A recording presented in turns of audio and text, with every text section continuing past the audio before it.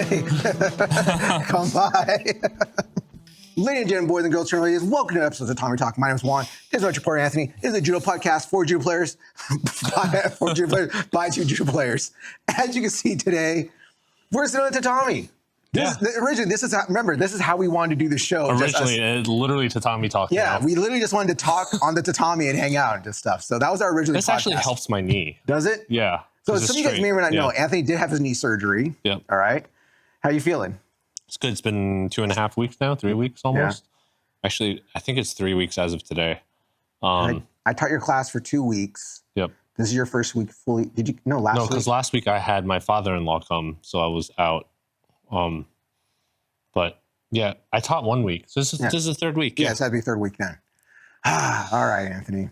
All right, so some of you guys may be wondering, why are we on the ground? Well, because Anthony's knee hurts and he had to keep it straight. No, I'm joking. So we've been having some hard time trying to figure out when to do this next episode. So we decided we're going to do that. I've been really busy.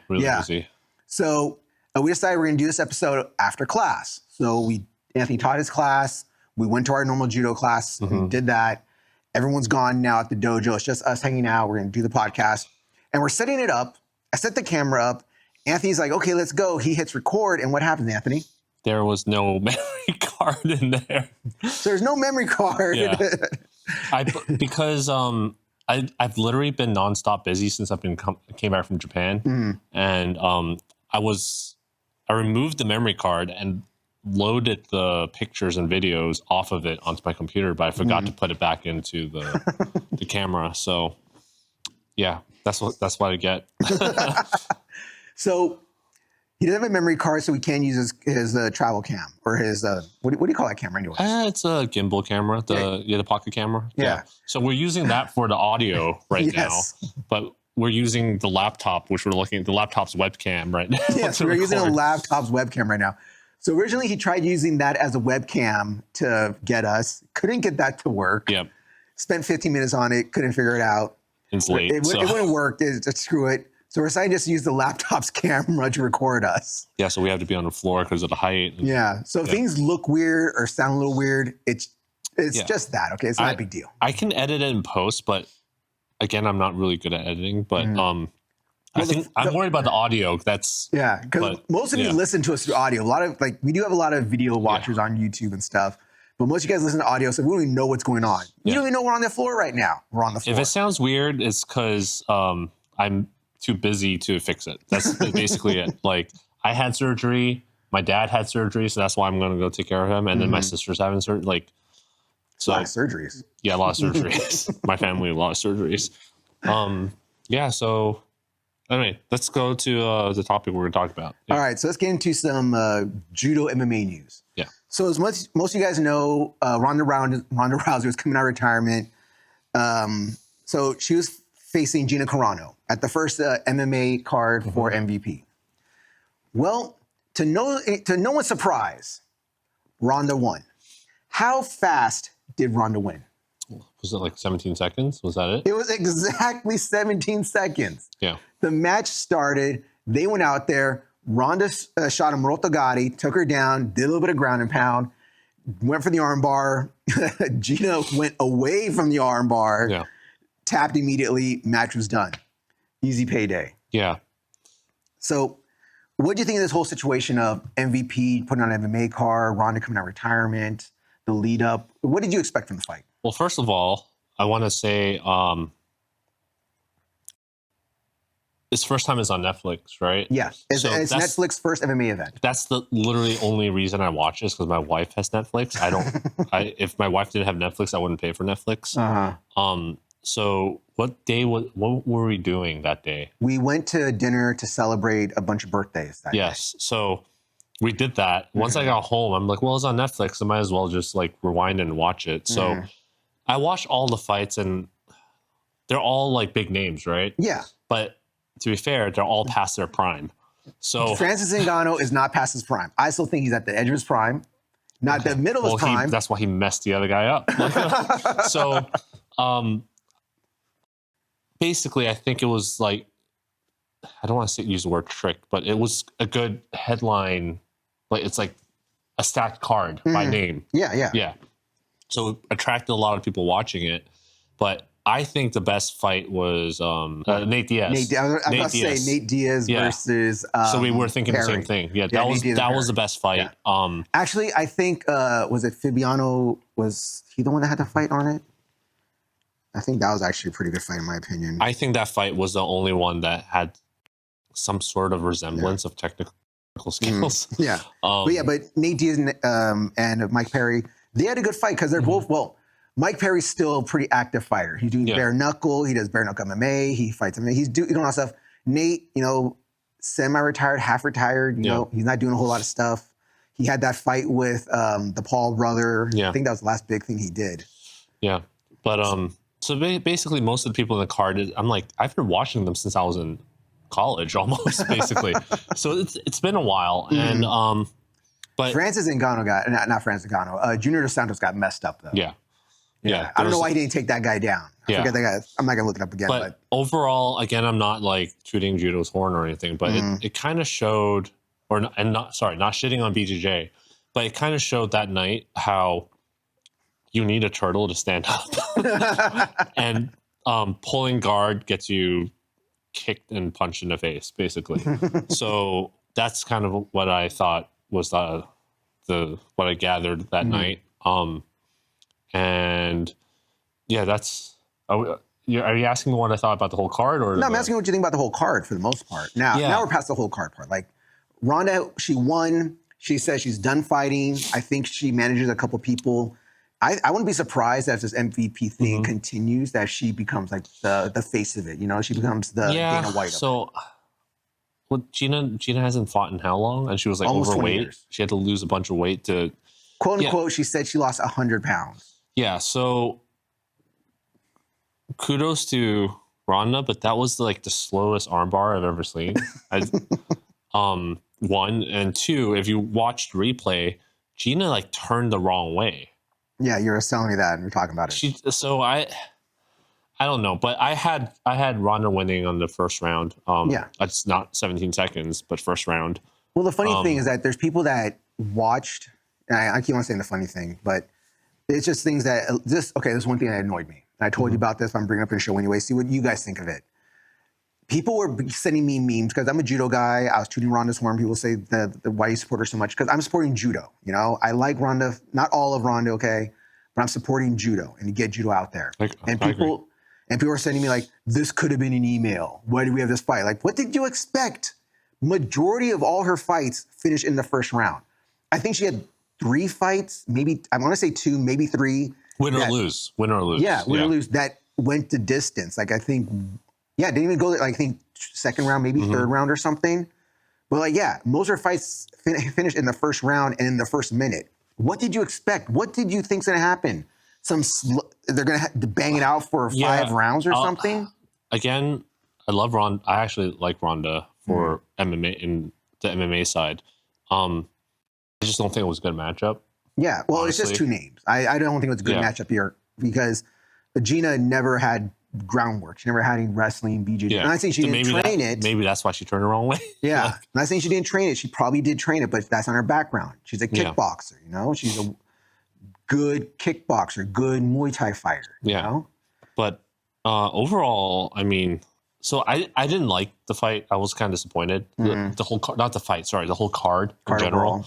Because I mean, what is there to like or dislike about 17 seconds? I didn't pay for it. So exactly. If I had to pay for it, then I'd probably be like, oh, But it wouldn't bother me because I know it's coming. I know it's going to happen. Yeah, but I'll put in this perspective in terms of like getting exposure to judo, right? My father-in-law was in town. That's one of the reasons I've been so busy. It was his birthday and it was Memorial Day weekend. So we went to a sports bar and they were playing like highlights of women's MMA matches, like UFC. And I was just like watching it. And I'm like, that's what UFC used to look like. Because you notice all the highlights are from like long time ago. Yeah, not from like... Not the current generation. Yeah. So I was just kind of like explaining to him and his girlfriend how it used to be, like, it's like, oh, boomer. Okay, boomer. But how it used to be kind of thing. And then he was like, and all of a sudden he was like, oh, yeah, the other day I was like, oh, turn on Netflix. I have to watch that MMA fight. So he doesn't follow MMA. Yeah. He But only he was wants. interested enough to watch this, though. I should have asked him. I didn't ask him why where he heard of it, or he watches all sorts of sports, just not MMA. He knows nothing about MMA. He knows I train judo and teach it, but so he watched the fight and he was like, "Oh, it's over already. Oh, let me rewind and watch the other fights."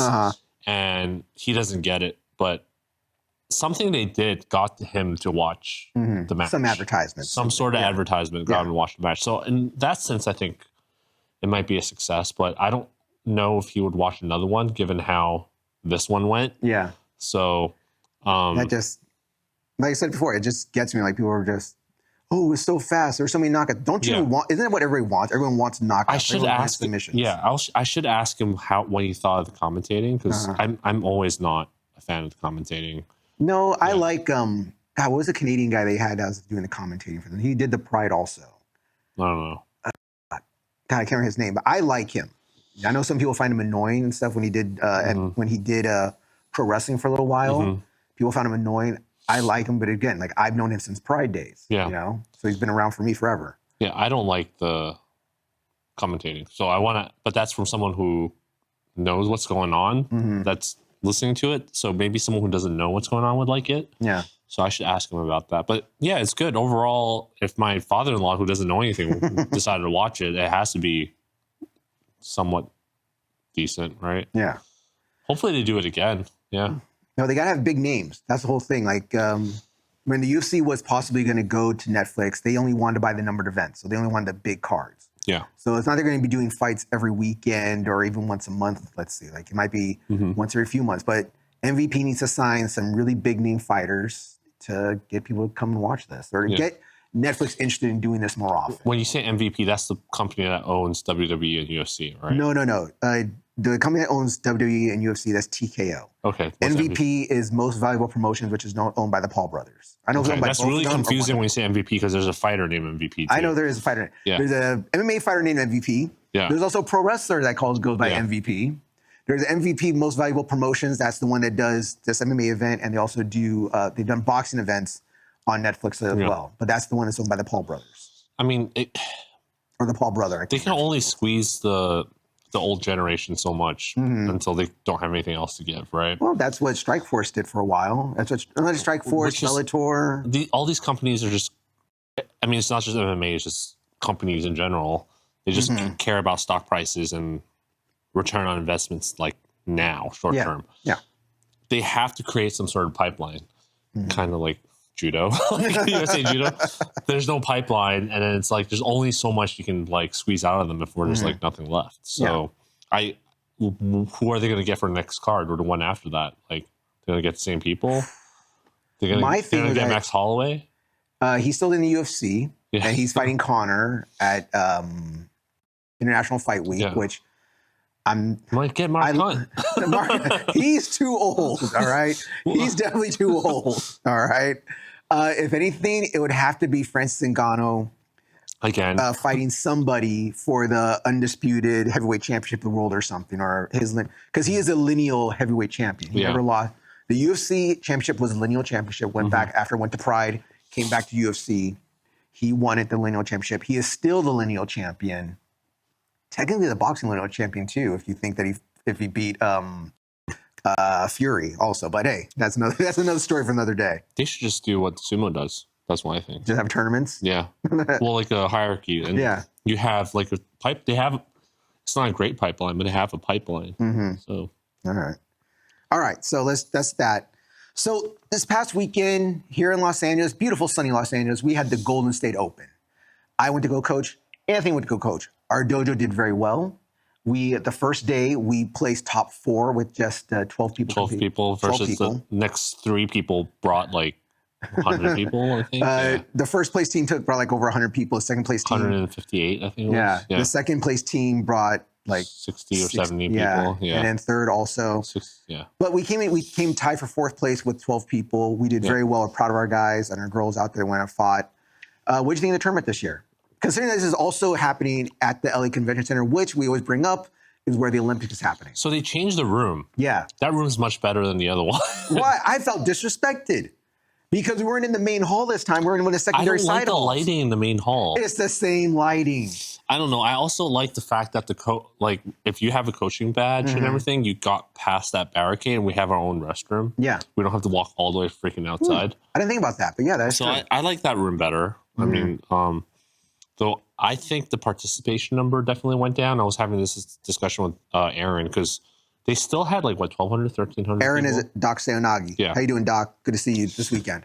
1,200, 1,300 people or something. But they count people who register for multiple divisions because it was very clear that there was less mats and felt less crowded. I also had less trouble finding parking. So it was the same amount of mats. It was 8 mats again. It did feel a little less crowded, but I just thought that they just managed it better with keeping all the family and non-judo people on one side and us on the other side. Because when they did that first time last year, I saw so many parents. And you know which parents I'm talking about. Getting mad that they couldn't come across the... It just felt like there was less people. They could have just spread it out or whatever, but and there's more kids. But I don't know. I felt like it was a smaller turnout. But with the way that gas prices are now and the True. the way the economy is, I don't blame them. It's not their fault. Yeah.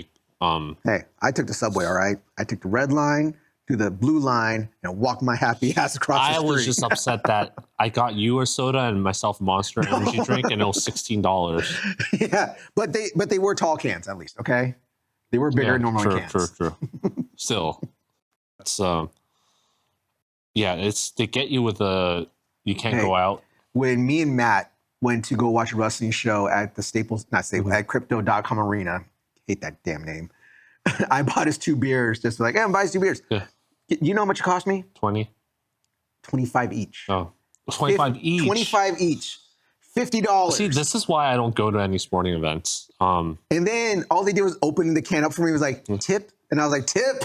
They asked for tip at the food court. Did they? There. Yes. For a can of soda. For a can of soda, and also when I picked up the burger. Yeah? Yeah, they asked for tip. I went to the horse race in Japan. Everything was so reasonably priced. But yeah, that's why I don't go to sporting events. But when I was in Japan and I went to Korakuen Hall, you were allowed to bring your own food from outside. Yeah. I heard about that, so I asked. Oh, I'm sure the convention center lets you bring your own food too. I don't know, guys. Well, maybe. When I was at Korakuen Hall, I actually got stuff at 7-Eleven for the show.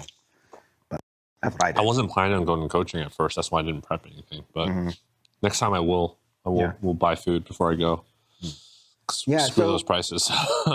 Reffing was interesting. There was some times where I saw some things that I thought should have been stopped, should have been called some mates. Like there were some head divings where I'm like, things. Oh, yeah, there was lots of head dives. Yeah, there were some head dives I saw, which is crazy given the amount of injuries we saw lately. But like I saw someone post on Instagram. We argued about the state championship thing. Right? Yes. Leave a comment. Do you think GSO is a state championship? So, okay, for those that know, no. So here in California, in my opinion, we have 3 state championships. We have Golden State Open, which I believe is a state championship. How do you have multiple state championships? California State Games. How do you have multiple which is a state championship? And then we have, I believe it's CJI's California State Championship. CJI. Yeah, I don't know where the CGI comes from. I've only gone to it one time to coach, and it hasn't happened in a while. Like that, because it used to happen in Northern California, Southern California. You go back and forth and stuff. You mean the one that Chuck Jefferson runs? I don't know who runs it. Okay. But my thing was that one usually happens up north. So like that's like the Northern California. It's not a state championship if you have 3 of them. Then which one would you consider a state championship then? You have. Tell me, which one would you consider? Okay, so California doesn't have a state championship then? No. No? I'm gonna kill you right now. There's no state championship. So what would you consider those tournaments then? Just regular large tournaments, point event. Golden State Open is a state championship. It's a point event. It is points. U.S. Open doesn't claim itself to be a state championship. Because it's a U.S. Open championship. In order to have a state championship, every state needs to have a championship. Every state does have a championship. Nevada's just having. God, I can't remember what Nevada's calling theirs. Nevada's having something in Vegas, in a few weeks. Anyway, we kind of got on a tangent, but one Instagram video I sent you where someone called themselves a state champion. And I'm like, I don't think that's a state championship. But anyway, there was half the wins were like head dives. Like he literally landed on his head first with the Uchimata and got away with it. So we gotta call that stuff, guys. That's one of with what's happening lately, what's happened now like almost 3 years in a row now. We need to get better at this. Like refs need to start calling this stuff. Like who cares if the parents or the dojo or a certain community are going to get mad about it? You need to call it. I'd rather than be mad than someone else gets paralyzed. I have a slightly different opinion, but I'm not saying I disagree with you, but slightly more different opinion. But we're not going to get into it. But other than that, that's not related to the refereeing, so I won't bring it up. He gets irked when people only post their wins, not their losses. That's what it is. There was a guy that posts. This is the thing I don't get BJJ people, because it was a BJJ guy that posted this. They tag like GSO and all that stuff on Instagram, so I get recommended it. And then when I see it, this guy fought one of our students in a tough bracket of 2 people. And they fought best of 3, and he got thrown twice, right? Yeah. And then won once through a choke. Yeah. And good choke. I will give him very good choke. He only uploaded the one that he choked in. He got the choke in. Didn't upload the podium photos, and then said it was a really tough bracket. And our guy is tough. Our guy is very, very tough. I just don't understand why people do that. There was multiple posts where I saw that happen. Yeah. Well, people do that. People post only their wins. No one ever posts their losses. Yeah. Or like we talked about this. Last episode. Yeah, we talk about this all the time. People do that kind of shit. I never post my wins or losses, but I will post podium stuff. Even if it's best 2 out of 3. Whether it's best 2 out of 3, if I fight 2 people or 3 people, I would actually say that I got second place or third place out of 3 or out of 2 people. I would actually say that. This guy coming from a guy that doesn't compete at all. And never will again. Not with these referees, but yeah. So overall, I thought the event was really well run. There was no drama or anything. I didn't see nothing crazy happened. There was no fights. No one argued. No one got except for the last match. Well, there was one last match that we were involved in also. Actually, 2 that we were involved in, but nothing crazy happened. No one got into fights. No fist fights happened. No brawls. No one did the whole thing where they take their gi off and throw it on the mat. I don't know if it's because is this still 8 mats? I don't think it was 8 mats. It was 8 mats, yeah. Okay, because let's just say the referees, I'm going to word it nicely. Let's just say the referees that we had a lot of disagreements with last year didn't show up this year. Oh, so I didn't notice. I noticed that. Did you? So okay. I think overall the calls were good, except for, we were talking about this earlier, except for one exception because of something else. We're not going to name it. But other than that, those referees didn't show up, so I feel like for the most part it was fine. Yeah. Some of the good refs from the NorCal came down too. Let us know if you went to Golden State Open, what you thought of the refs and what you thought about the tournament. All right, we're just giving our opinion as instructors. Let me know what your opinion is by just as a competitor or as an instructor, or if you're from out of state and came. Hey Doc, let us know what you think. Yeah. Okay. All right, so let's get into our main topic. Yeah. So Anthony, our main topic today is a viewer question that came in that's actually very good. And we actually have some good experience for this. Yeah, I don't know what I'm going to name this episode, but probably how to work with your coach. Maybe. Arguing with your coach 101. Not arguing with your coach, but working with your coach, basically. So our last episode was about evaluating progress, right? Yes. We talked about that. And us evaluating our students and ourselves a little bit. Yeah. So one of the comments that someone left was, love your episode. I understand that it is a problem if after competition and you watch the replays and you refuse to work on your weakness in randori in your dojo afterwards, and you keep doing the same thing over and over again. So that's something we discussed, right? So his question is, or their question is, his or he or she, my question is, what if after reviewing your competition videos, you and your coach both know where the problem lies, but you and your coach disagree in a solution to solve the problem? How would you deal with that? So I actually started typing up an answer. Usually it's I respond to the comments, and I was typing up an answer, and it was 3 paragraphs at that point. I'm like, Okay, maybe. And then he messaged me. And I was like, let's talk about it in the next episode. Yeah. So, All right. Do you want to go first, or do you want you me can to go first, yeah. Want you to go first? Okay. Just like last episode. So you're trying to set me up here. So from my perspective, just because of the way I grew up in wrestling, karate, doing judo, I always take my coach's opinion first. Even if I feel that I have a different opinion about something, I go from their perspective. They're the one from the outside looking in with more experience.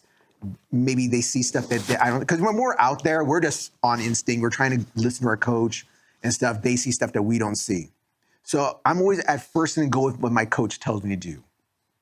But if I'm not going to do the thing of insanity, you know, if the same thing keeps on happening, even though I'm listening to my coach and it's not working, I'm going to sooner or later go to what my idea was.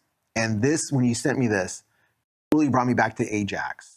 Yeah. Where Ajax was like, you want to know what? Was he fighting 90s? I wanted to go to minus 100. Is that what he wanted to do? I think Or was so. it minus? No, it was minus 100, wanted to go to plus 100. Yeah. That's what it was.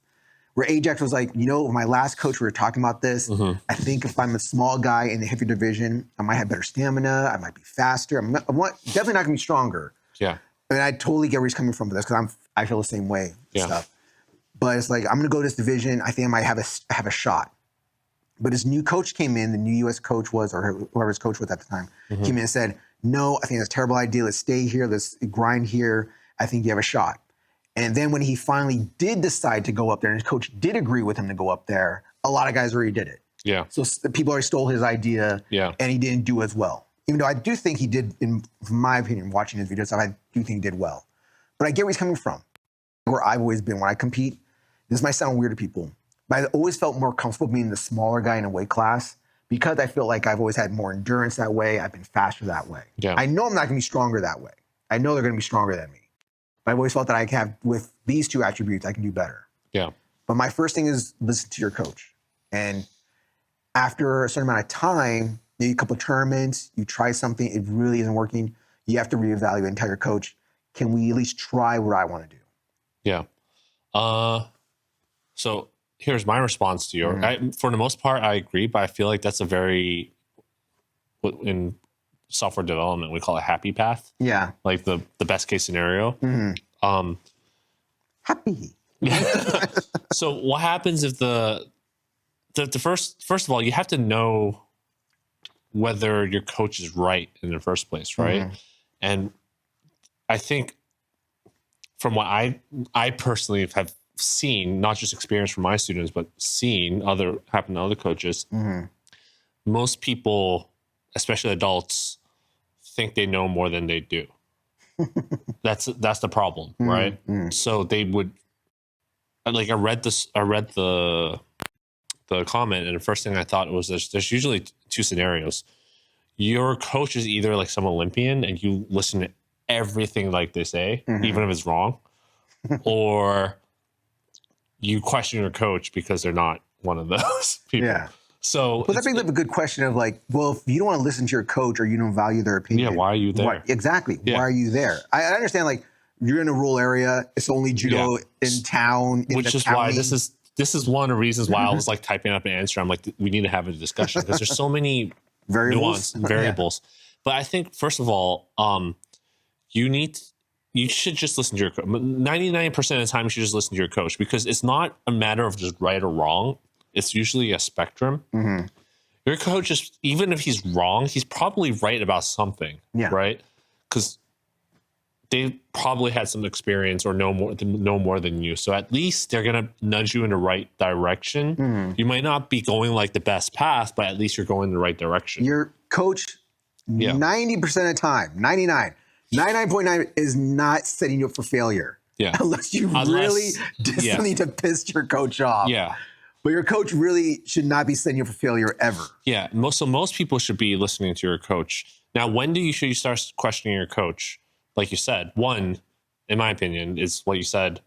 You're doing the same shit over and over and it's not working. Right. And I'm not saying like I show up to class once a week and I like go to the tournament 3 times and it doesn't work. So now it's my coach's fault. And that comes to an annoying spot to me is where you get these guys, you tell them like, you want to know what, you really need to do this, fix your uchimata, your sumigaeshi, try do this. they do it a handful of times during practice and then never do it again. And then go to the tournament and it'd be like, that didn't work. No, but my thing is like, they'll do it like a handful of times during practice, then never do it again.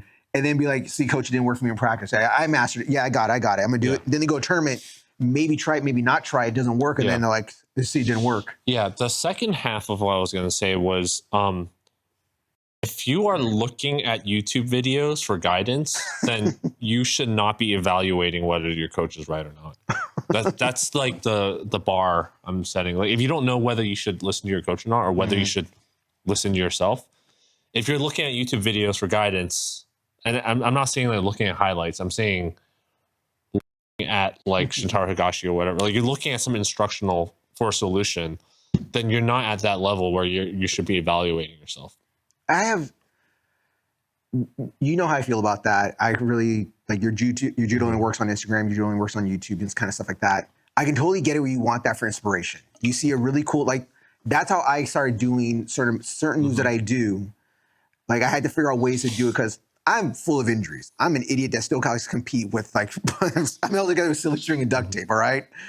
So I have to figure out different ways to do techniques. So I look on YouTube, or not YouTube, I watch IGF videos of, like, how do other players that I know that have similar injuries, or how do they do their because you techniques. Can analyze the But videos. again, I'm a fourth dan. I've been doing this for a long time. So that's why I'm saying, like, if you can't, like, figure out the problem yourself, then, and you're looking at other videos for someone to analyze it for you, basically, then you have no business analyzing your own judo.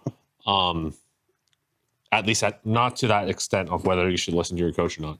So if you're doing that, just listen to your coach and do what they said, right? And then if it doesn't work, then talk to your coach and try something else. Like, Exactly. that's one of the things, like, most coaches refuse, not most, a lot of coaches refuse to admit when they're wrong. And it's normal to be wrong about certain things, whether it's you're wrong or the metagame has changed, or whatever you're teaching or the cues you use just don't work for that particular person.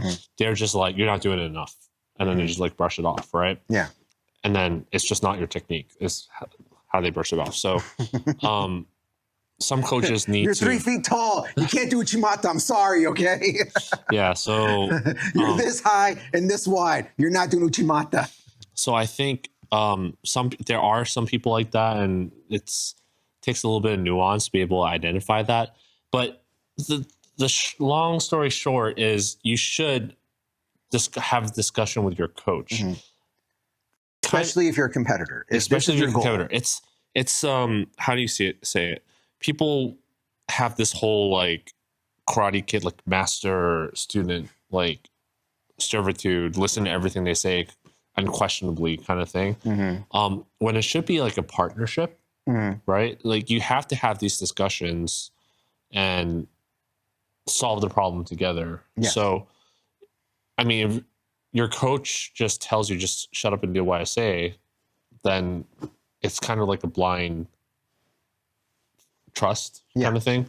Then whether you get the results you want or not, it's luck of the draw, right? Well, what if you get into a situation like, go back to Ajax, because I do feel for him. You know, he really felt that going up to -1 to going to +100, like, he can get a little bit more strength. He thinks he can do well there. You know, he maybe have some better techniques that he catches guys with. But the new coach comes in and tells him, like, no, you're going to stay at minus. We're going to do this instead, and we're just going to keep going here. So not throwing shade at Ajax, right? But we're just hearing his side of the story. Maybe he didn't maybe he missed practice, or maybe he, like, I'm not saying he did, but maybe he didn't do something that the coach needed him to do. So that could be one case, but it's always like, he trusted the coach. The coach might have been right, but maybe he was wrong. So there's a element of luck in this. So yeah, but the original question was basically, how do we, if our coach, we know what the problem is, they agree on that. It's just they don't agree on how to solve it. Yeah. So I think that's relatively easier question to answer compared to what we said, which is basically like, do you listen to your coach or listen to yourself? Yeah. When do you know to stop listening to your coach? But to answer that question, if it doesn't work after, like, a while, then try both. You're just going back. It's like navigating a maze, right? You hit a dead end. or you feel like you walk far enough, you're like, this doesn't feel right. Then you go back and you try the other path.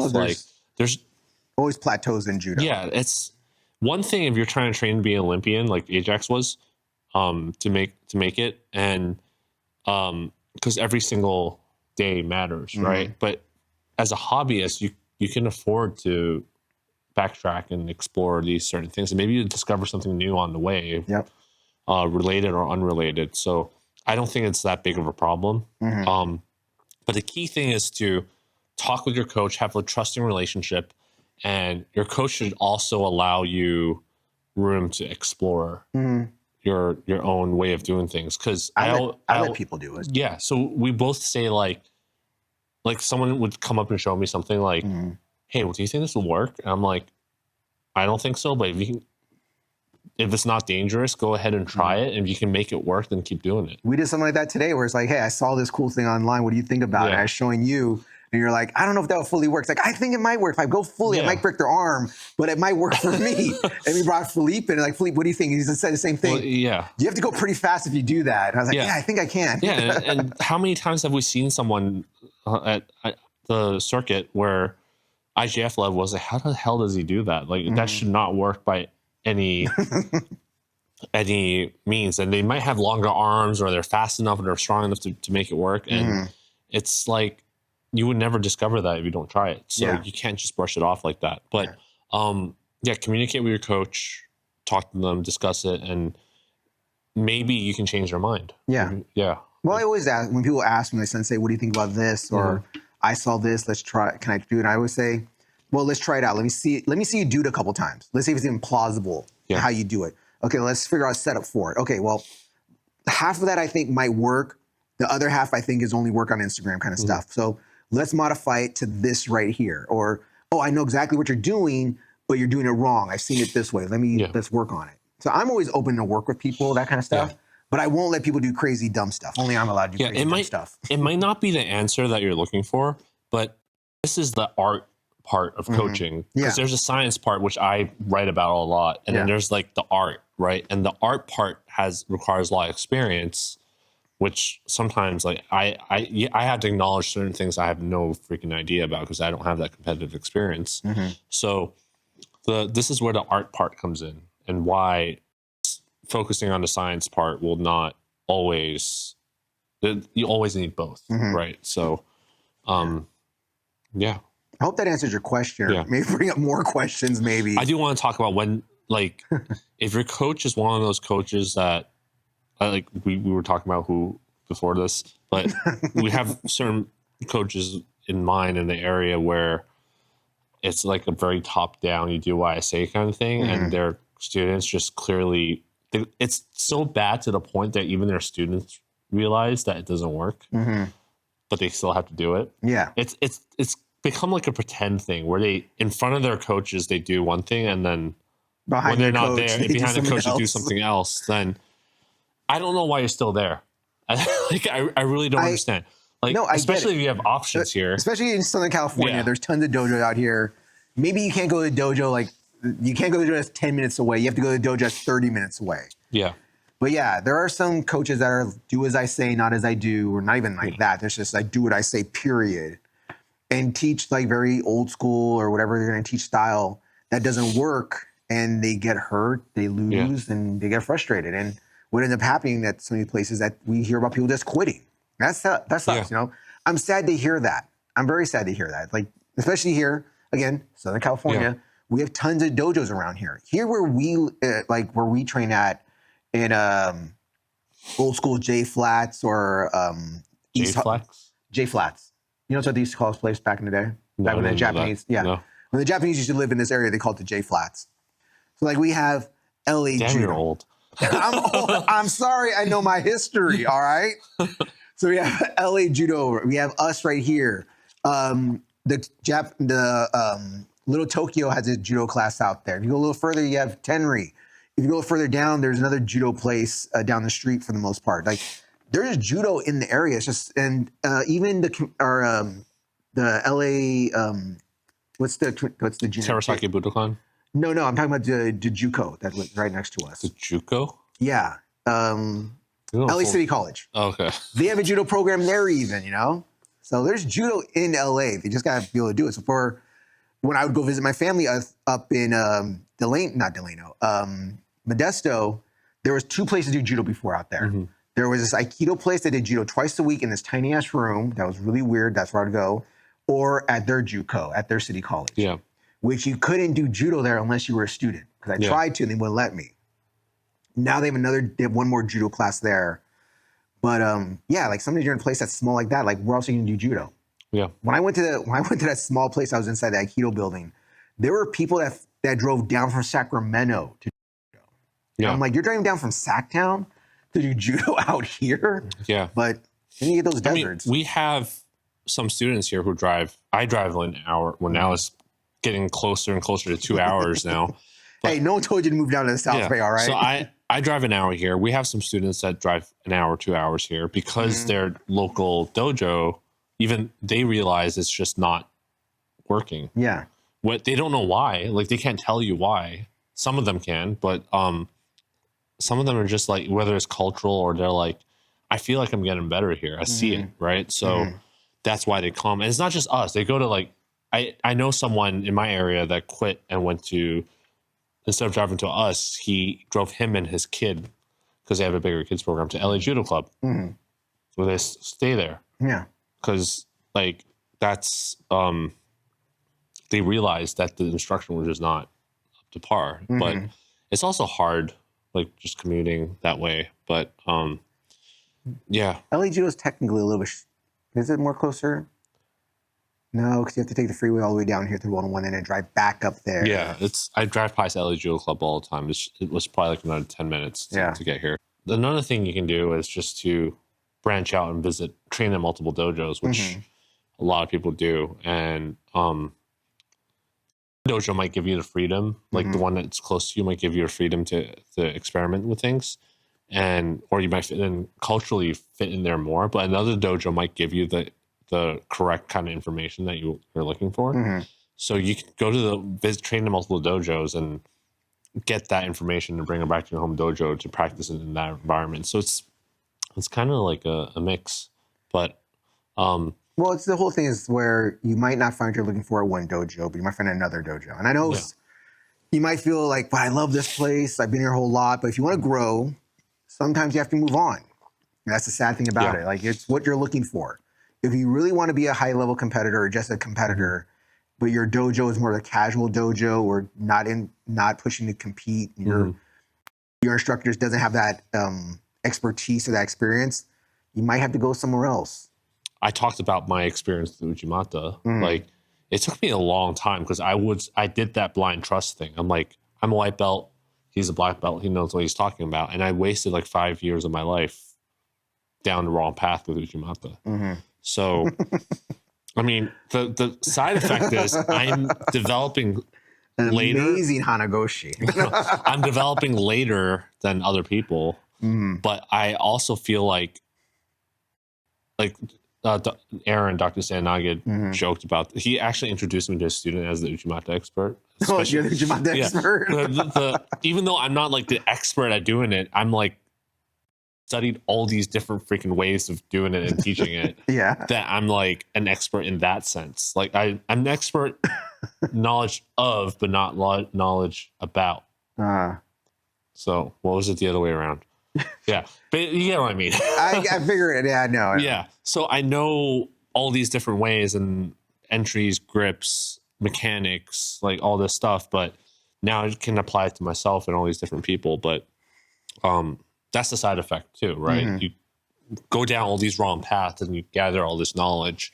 You know what's bullshit, what's not when you see it online. So please remember to like, share, subscribe. You can follow me at @Jerry_Juan on Instagram. You follow Anthony Throw on Instagram. You follow Tatami Talk itself on Instagram. You want to send us any questions, videos, things you want us to go over, just want to talk to us, say hi to us, you can at tatamitalk@gmail.com.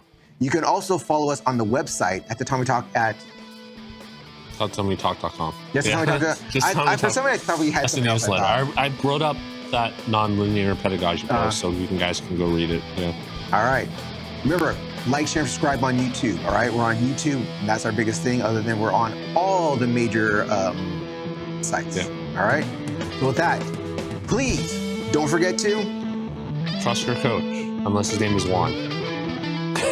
trust me. I know, champion here. All right. Yeah.